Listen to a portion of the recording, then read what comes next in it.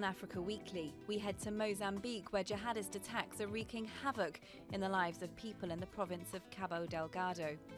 Then we go to Uganda, where an Ebola task force is helping people live their lives whilst managing the deadly virus. But first, let's take a look at the stories that made the headlines this week.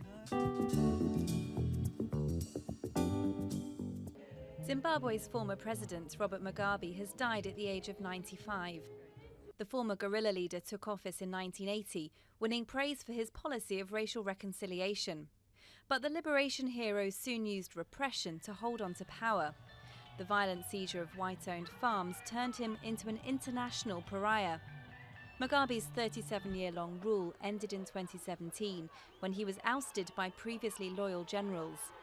He leaves behind a mixed legacy as Zimbabwe's founding father, whose policy destroyed it in later years.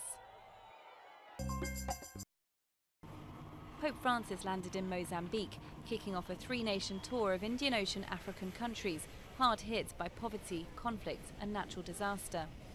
He met Mozambican President Filipe Nyusi at the presidential palace in Maputo as the pontiff starts a three-nation African tour. The Pope's three-day visit to Mozambique comes a month after the government signed a historic peace treaty with the former rebel group Renamo, which is now the main opposition party. Francis is the first pope to visit Mozambique since John Paul II in 1988 and will also visit the Indian Ocean island of Madagascar and its much smaller neighbour, Mauritius. At least 5 people have been killed in a surge of xenophobic violence in South Africa as President Cyril Ramaphosa vowed to clamp down, and the African Union, Nigeria and Zambia condemned the attacks. Hordes of people, some armed with axes and machetes, gathered in Johannesburg's central business district for a third day of unrest directed against foreigners, hours after mobs burnt and looted shops in the township of Alexandra, prompting police to fire rubber bullets to disperse them. Sporadic violence against foreign-owned stores and enterprises has a long history in South Africa, where many locals blame immigrants for high unemployment. The Sudanese court has charged ousted President Omar al-Bashir on trial for corruption with illegal acquisition and use of foreign funds, offences which could put him behind bars for a decade. The judge said at the third session of Bashir's trial that foreign funds of multiple currencies were found at his home.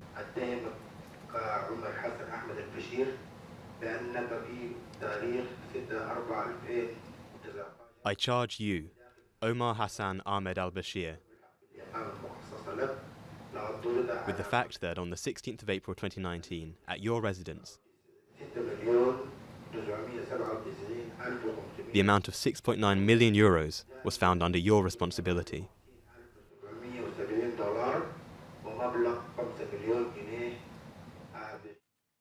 Bashir, who was ousted in April after mass protests against his 3-decade rule, said that funds were not used for his own private interest, but as donations.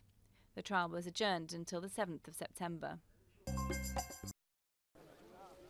A tourist who lost his wife and 4 other family members in a flash flood in Kenya described how a wall of water surged out of nowhere as they hiked to a popular gorge.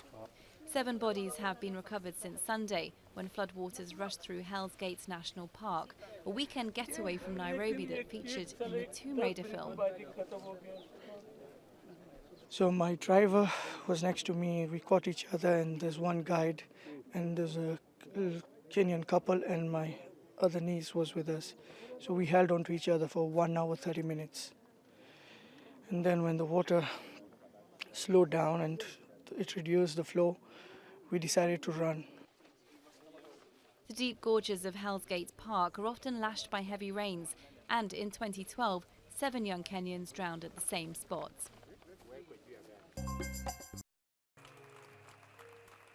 Tens of thousands of fans of Ivorian singer DJ Arafat, star of the hugely popular musical style Coupé Décalé, gave him a spectacular send-off at the country's main stadium.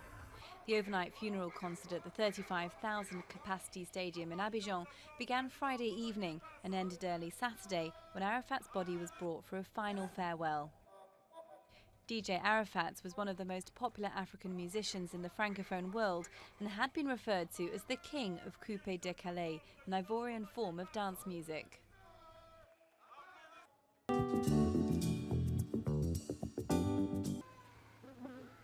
Burnt out houses, food supplies reduced to ash, and villagers left hungry and fearing for their lives. For nearly 2 years now, the residents of the North Mozambican province of Cabo Delgado have been living in fear of attacks carried out by militant Islamists. They came out of nowhere and burnt my house. Now we live with nothing. We have nothing left. We live like this now.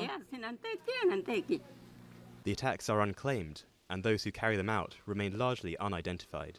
I don't know who they were, it was night, but I can tell you that there were a lot of them. There were young people, and women too.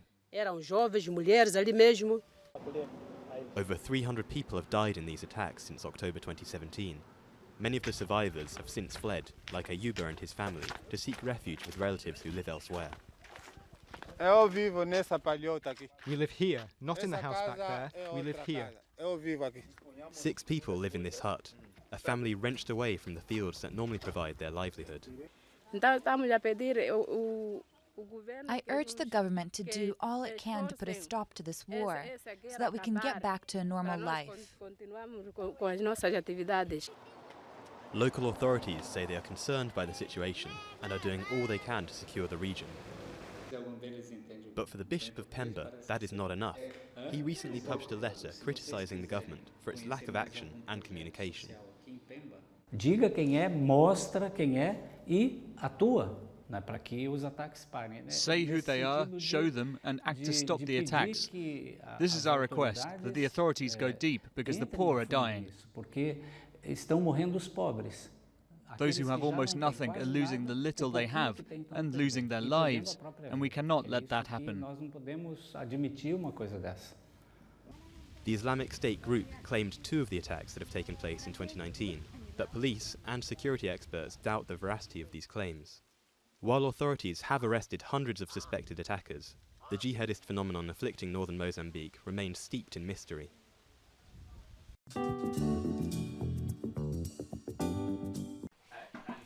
In the early morning, Congolese school children are among the first to arrive at the busy Mpondwe border crossing. But before they can head off to their school in neighbouring Uganda, they disinfect their hands with water mixed with chlorine and have their temperature taken to check for symptoms of Ebola. Precautionary measures like this have been in place since August 2018, when a new Ebola epidemic broke out in the Democratic Republic of Congo. Normal days, we always screen around 6,000 to 10,000 travellers. At Nyabugando Primary School, there are over 150 students from DRC, more than 10% of the school's population. It has set up an Ebola task force to educate children and communities about the virus and preventative measures. We are always washing our hands, and we don't just welcome visitors. Before we welcome them, they first go for the checkup. When they check up them is when they come back at our home and welcome them as visitors. The task force also seeks to increase awareness amongst parents. At the beginning, some of the parents, those parents from Uganda, had a negative attitude, saying that those children from Congo will affect their children. But after teaching them the procedures which we normally follow, then we had to come to a resolution, and that one ended. East Africa has been on high alert since the outbreak was declared in the eastern DRC provinces of North Kivu and Ituri. Instead of closing its border with neighbouring DRC, in this part of Uganda the focus is on disease checkpoints and education, with an aim to spread knowledge rather than the virus.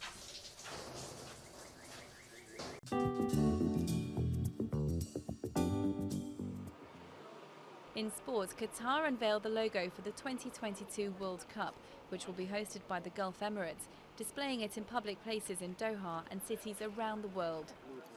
The design symbolises infinity, while creating a heart shape above the words FIFA World Cup Qatar 2022. The Qatari organisers said the logo was inspired by traditional woolen shawls worn during the winter months. The 2022 events will be held in November and December to avoid the scorching Gulf summer. That's all from Africa Weekly. Until next week.